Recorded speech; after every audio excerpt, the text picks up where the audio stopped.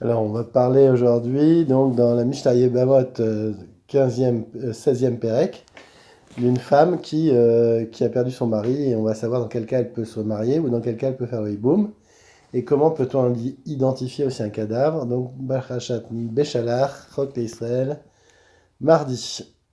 Alors, Aïch Shalach, euh, Aïch Shalach, Baala, Veratzata, les Méninat, Vetzarata, les Méninat Ayam. Donc il y a un homme qui est parti donc avec une femme qui est partie avec son mari euh, la rivale. Ils sont partis dans un pays lointain. Et donc elle revient à elle et on lui dit ton mari est mort.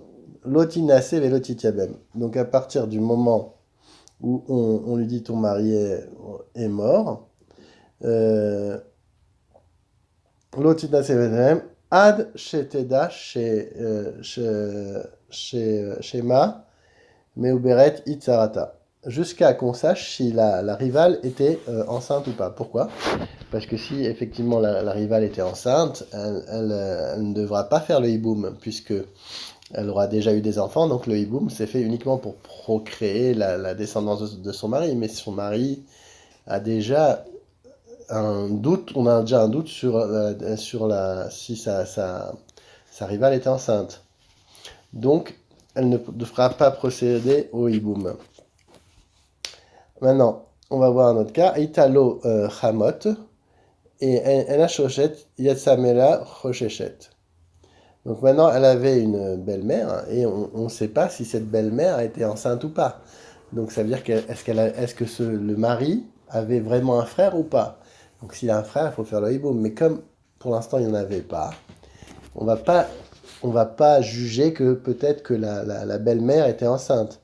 Par contre, si elle est sortie méléa, c'est-à-dire si elle était enceinte, alors là, on va être recherche et on, on pourra, on la libérera de faire les hiboum. Rabbi Eliezer, Rabbi Yehoshua Omer, Eno Roshechet. Pourquoi? Euh, on ne va pas douter que la belle-mère est enceinte et donc que le mari a un frère. Pourquoi?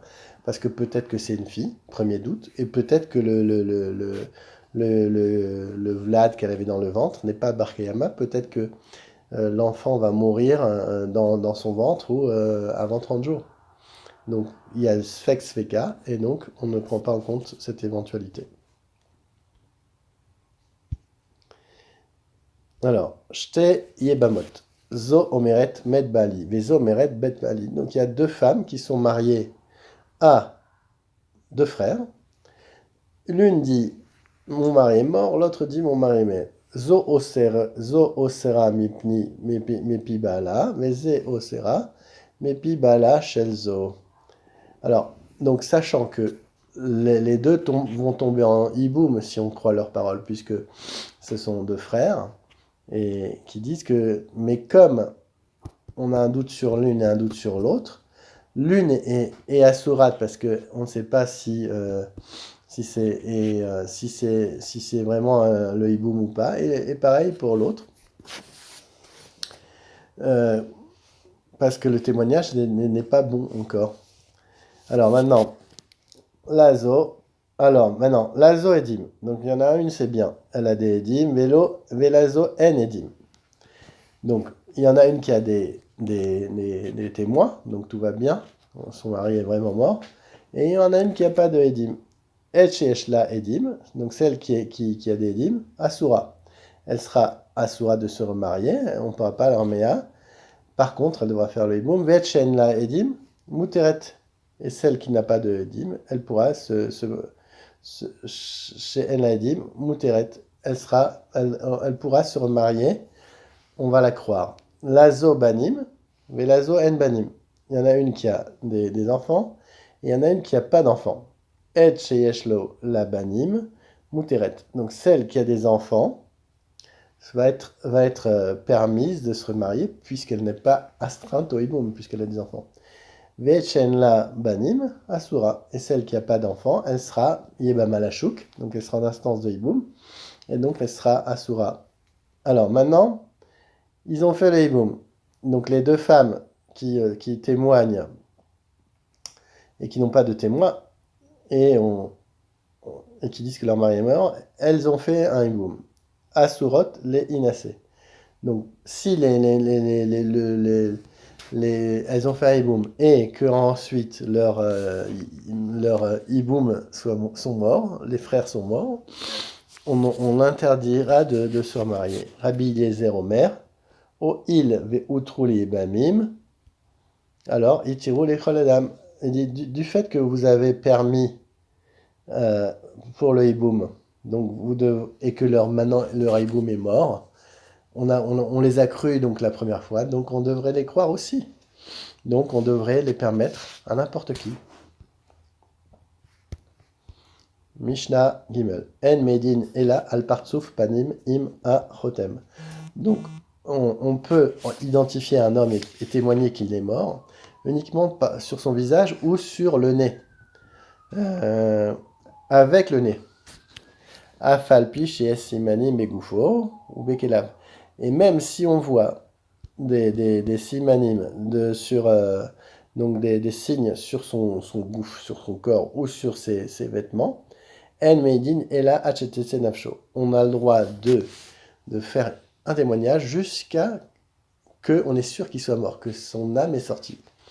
Afilo Reu Megouyad, même si on l'a vu déchiqueté, Vetsalo ou alors crucifié, Verchaya Ocheletbo, et qu'une une bête sauvage le mange, En Medin, et là, Shloshayamim, on a le droit de témoigner que 3 jours après. Rabbi Yehuda Omer, Rabbi Yehuda ben Baba Omer, Lo kol Adam, Velo kol Amakom, Velo kol Ashaot Shalim. Rabbi Yehuda ben Baba nous dit non, on ne peut pas faire de règles. En réalité, il peut être mort dans la neige, à la conserver, où il était gros, il était maigre.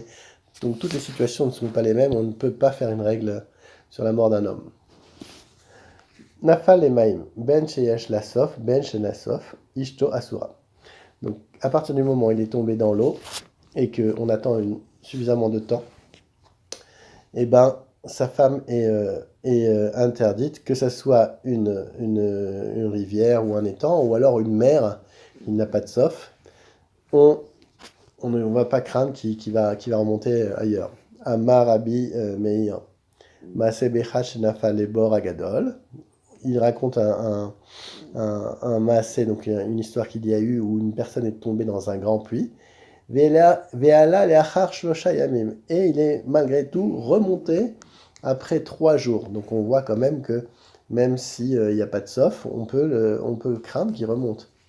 Amar Rabbi aussi, Maaseh me besuma sheyarad lidvol memara ve'yarad moshro ve'acharav ve'shau kede shetetze nafsham ve'isu nashotem. Donc il y a donc un aveugle qui est tombé dans de l'eau d'une méhara. Son sauveteur est venu et il a vu qu'il était tombé dans l'eau. On a attendu 3 heures à peu près jusqu'à qu'on soit sûr qu'il ne puisse pas remonter. Donc on a pu remarier sa femme. Veshu Maaseh Be'asia Be'echad Sheshilshuo le Yamim. Donc il y en a un, ils l'ont attaché à une corde et ils l'ont jeté dans une mer en Asie. Donc j'imagine un festin de requins. Velo ala Beyadam et la raglo. Et quand ils ont remonté la chaîne, ils ont trouvé que sa jambe. Amou Chachamim Minar Kuva Ulmala Tinase. Si ils ont remonté la jambe, une grande part de jambe, c'est-à-dire que le corps qui est resté dans l'eau est complètement presque coupé, et que c'est va du genou, quand la jambe qu'on a retrouvée est plus grande que le genou, alors on permettra de remarier la femme, puisque lui, il lui reste pas grand-chose, et il y a une très grande chance qu'il soit mort. Minar kuva le mata, lotinase. Et après l'arkuva et en dessous, on ne va pas lui permettre. Donc l'arkuva, c'est le genou. Afilu shama min anashim, omeret met ish ploni, dayo Rabbi Odi Omer, Afilu shamin natinokot, omrim are anu ochlin lispod, Eligvor et Ishto Ploni, Ben Sheu Mitkaven, Ben Shenu Mitkaven. Donc, même si on a entendu des femmes une rumeur qu'un tel est mort, ça suffit pour Rabbi Yehuda. Et même si on a entendu des enfants qui disaient nous allons faire les espédim euh, et en fait enterrer cet homme-là, Ben Sheu Mitkaven, Ben Shenu Mitkaven, qu'il soit Mitkaven ou non Mitkaven, Rabbi Yehuda ben Baba Omer, Be Israël Hachei Mitkaven. Bon, dans Israël, on va vérifier qu'ils aient vraiment bien compris et qu'ils soient Mitkaven, donc qu'ils sont la kavana de témoigner. Par contre, Begoy, Im Aya Mitkaven, El Eduto Edut. Par contre, l'inverse, quand c'est un goy, on va pas le croire sur sa Edut s'il est Mitkaven de faire une Edut. Parce qu'en général, il va peut-être faire ça pour nuire. Mishtava, Meidin, les Oraner, Velo, Oranevana, Masin, Afalpi, Alpi, Betkol. Donc on a le droit de faire un témoignage, que ça soit à la lueur de la lune ou à la lueur d'une lumière. Et on peut même, si on a entendu une Batkol, donc une voix de l'au-delà. Maase Behad Shehamad al-Roshar. Donc on va nous raconter une histoire où quelqu'un était sur un sommet. Ve'amar Ishponi Ben Ploni Mekom Met. Et il a entendu quelqu'un dire un tel est mort. Et Ilchou Velomatsu Shu Madame. Et là-bas ils sont partis vérifier qui avait dit ça. Ils ont trouvé personne. Veisiu et Ishto. Et ils ont permis sa femme. Veshuv et ainsi un autre maasé. Betsalmon Bechat Shamarani Ishploni Ben Ishploni Venishani Nachash Veare Animet. Et il y a une personne qui est venue et a dit moi j'ai été mordu par un Nachash, par un serpent et je vais mourir. Et Alchou Veloikiru, ils sont partis, ils l'ont pas reconnu. Veisu et Ishto, ils ont quand même permis sa femme. Amar Rabbi Akiva, Kesheyerati l'Enerdea. Quand Rabbi Akiva nous dit quand il est parti à l'Enerdea, les Be'er Hashana, pour faire le Hibur Hashana, pour sanctifier la lune et annoncer la nouvelle lune. Masati Nachamia Ishbet Dali. J'ai trouvé Nachamia Ishbet Dali. Amar li Shamati Shen Masin et Taïcha Be'eretz Israël Alpi Edechad. J'ai entendu qu'on ne pouvait pas remarier une femme avec un seul aide. Et là, Rabbi Yehuda ben Baba. Il n'y a que Rabbi Yehuda ben Baba qui nous permet de marier une femme avec un aide. Venimutilo ken adevarim. Et j'ai reconnu ces paroles. Amar lahem mishmi atem yodim chez Amedina meshubeshet begaesot. Si t'entends que la Ménida elle est conquise par des légions et qu'il y a la guerre, donc là c'est bon. Mekubalni Merabanan Gamiel Azaken chez Messine et Aïcha al pied d'Echad. Et j'ai entendu aussi de Rabban Gamiel que on peut marier une femme avec un seul témoin. Keshebati Veiretzi Advarim Nifne Rabban Gamiel. Quand j'ai dit ça devant Gamiel, ça marche les Dvarai. Il a dit je suis content de mes paroles. Ve'amar Matsanu Chaver les Rabbi Yehuda ben Baba. Et j'ai trouvé un allié un Rabbi Yehuda ben Baba qui dit qu'on peut marier avec un seul témoin. Mitor Avamin Iskam Ramagimel chez Ne Arugim Betel Arza. Et lui, en se rappelant de cette halakha, il s'est rappelé qu'il y avait eu des morts dans la ville de Bel Arza où il y avait eu une sorte de pogrom et il y a eu plein de morts. Ve ici Rabban Gamiel Nashoten al pied d'Echad. Et il a réussi, donc Rabban Gamiel, à remarier toutes leurs femmes grâce au témoignage d'un seul homme. Virziku liot masin ad mepied. Et on a même permis ed mepied, un témoin d'un autre témoin, mepieved, même d'un esclave, même d'une femme, même d'une chifra. Rabbi Eliezer et Rabbi Yoshua Omrim, en mesin et Aisha alpi ed echad. Rabbi Yoshua et Rabbi Eliezer et Rabbi Yoshua, ils nous disent non, on n'a pas le droit ni alpi ed echad. Rabbi Akiva Omer, Lo alpi isha, même pas sur le témoignage d'une femme. Mais lo alpi krovin, même avec des proches. Amarlo maase bebne levi, shalchu le tzoar, ir atemarim, vichal. Donc on raconte encore une histoire. qu'il y a des gens de la tribu de Lévi qui sont partis à Tsoar, la ville des dattiers. Vechala echad mehem baderech. Il y en a un qui est tombé malade de leur copain. Iviu bepundaki. Ils l'ont laissé dans une auberge. Bechazaratam amrou. Les pundakit. Aïe chaveranu. Quand ils sont revenus au retour, ils ont dit où il est notre copain? Amralaen met opérative. Il est mort et je l'ai enterré. Mais c'est où est Ishto? Et ils ont permis sa femme. Amulo.